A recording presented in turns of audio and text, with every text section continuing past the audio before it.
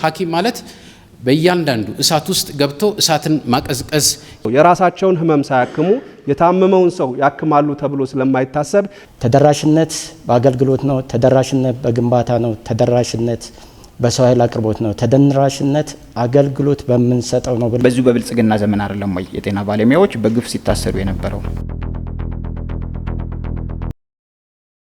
አሁን ባለው በሀገራችን ተጨባጭ ሁኔታ ብር ያለው አካል እንኳን መድኃኒቶችን ለመግዛት አቅሙ ያለው መድኃኒቶቹ የማያገኝበት ሁኔታዎች አሉ።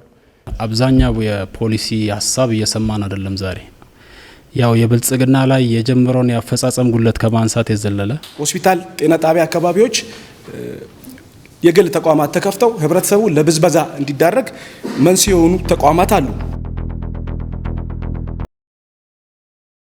መድኃኒት የሌለ ባለሙያ የሚያደርገው ነገር የለም። ምን ያደርጋል? መድኃኒት ከሌለ ባለፈው 6 ወር እንኳን ከ1.5 ቢሊዮን ብር በላይ የሚገመት የሕክምና ቁሳቁስ በመንግስት የቀረበበት ሂደት አለ። ባለሙያዎች በቂ የሆነ ክፍያ ባለመኖር የተነሳ ከሀገር መሰደድ ሙያ መቀየር ዘርፍ ላይ ተሰማርተው ነው ያሉት።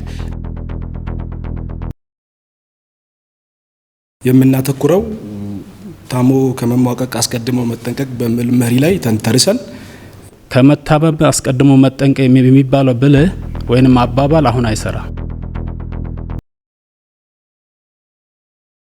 ጤና ኤክስቴንሽን ጤና ባለሙያ ብቻ በማሰማራት ሳይሆን አሁን ባለንበት የእድገት ደረጃ ግን ጤና ኤክስቴንሽን ፕሮግራሙ መቀየር አለበት የሚል እምነት አለው ብልጽግና ፓርቲ።